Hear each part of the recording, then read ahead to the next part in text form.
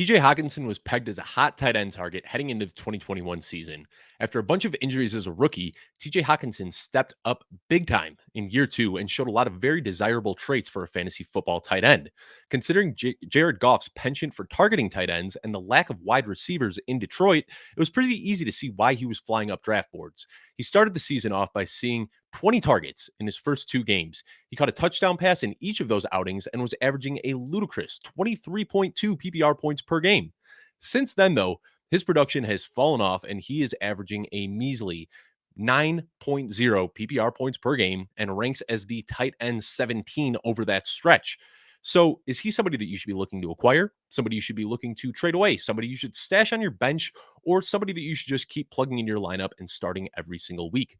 I'm Dave Kluge with Footballguys, and I am here to help you break it down. Be sure to subscribe to the YouTube page at youtube.com/footballguys so you can see these short videos coming at you almost every single day of the week, in addition to our long shows such as the Audible, the Dynasty Show, the DFS Power Grid, and the Football Guys Mailbag Show.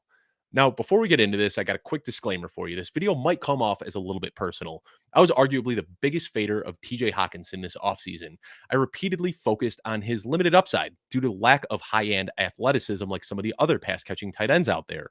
2 weeks into the season, I ate my words. I apologized to my followers. And since that apology, Hockenson has been ice cold. Maybe I got a little bit presumptive there, and maybe I shouldn't have apologized at that time, but hey, it is what it is. I'm going to look at the situation from an unbiased scope and try to figure out exactly what is going on with TJ Hockenson. Volume is king when we're looking at tight ends in fantasy football. Since 2012, there have been 17 tight ends that have seen 125 or more targets in a season, and 14 of those 17 tight ends finished as a top three fantasy in PPR or top three tight end in PPR fantasy football leagues. Right now, Hockenson is pacing for 124 targets on the year, and he currently ranks as the tight end 5. So he technically is an outlier when looking at that metric. That ranking is also heavily weighed by the early season boom that I talked about. Over the last few weeks, he's been borderline unstartable. So, what exactly is the problem? He's just 24 years old, and a lot of people thought that TJ Hockenson was going to take a big leap into the season, and he just hasn't. As a matter of fact, he's actually showing some concerning signs of regression.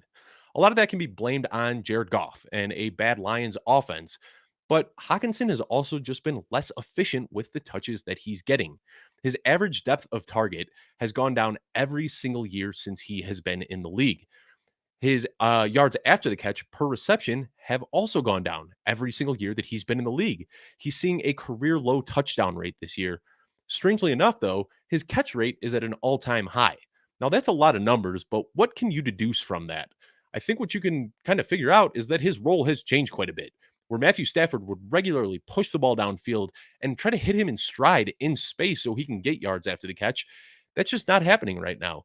His average target this year is coming just 6.8 yards down the field. And without any other strong receiving options in Detroit, defenses are very easily able to key in on him and immediately bottle him up. So what we're seeing from TJ Hockenson this season is a player who is running shorter routes and drawing more attention from defenses, making his ability to break out nearly impossible.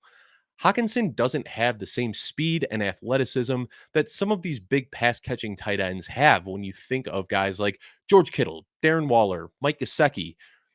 TJ Hockenson just doesn't really fit into that role. He plays inline tight end. He's a very good blocker, and he just isn't a guy that is going to be lining up in the slot and running routes downfield like some of the other guys that I just mentioned. Now, as I said earlier, volume is king. And because of that, you kind of have to keep starting Hockenson every single week. Unfortunately, though, I think it's time to abandon dreams of him being a top three tight end this year. For me, he falls into the back half of tight end ones going forward until he can display an ability to get yards after the catch and start seeing some targets in the end zone, both which are going to be very difficult given his current situation. Right now, his touchdown rate is pretty low. So if you're a believer of his talent and you think that he can really step up, sure, go right ahead and make a trade offer for him. However, I'm of the belief that he is going to continue to struggle scoring on this Lions offense that ranks third worst in points per game behind just the Jaguars and the Texans. He would need to see a major role change, and the team would have to start scoring more if you want him to live up to his offseason ADP. So, because of that, A lot of the people that drafted him right now are victims of sunken cost fallacy. There probably isn't an opportunity to buy low, even though there should be. This is just unfortunately the way it is with tight ends in fantasy football. If you were lucky enough to get Travis Kelsey, Mark Andrews, George Kittle, you're probably feeling pretty good right now. But every single tight end this year has ebbed and flowed and had duds and just hasn't really been able to put up much consistency. Even the best tight ends out there are going to slump. And that's just something that you have to learn to live with. So TJ Hockenson is somebody that, yeah, you're probably still starting every single week. He might have a boom game here or there, but realistically, he's probably just your average Joe back end tight end at this point, as tough as that is to stomach, considering he was drafted in the fifth and sixth round of most fantasy football leagues. Thanks for tuning in. Be sure to subscribe to this YouTube page to see this Football Guys video content coming at you, like I said, every single day, including a quick short from me every Wednesday morning. Thanks for tuning in, and I will catch you next week.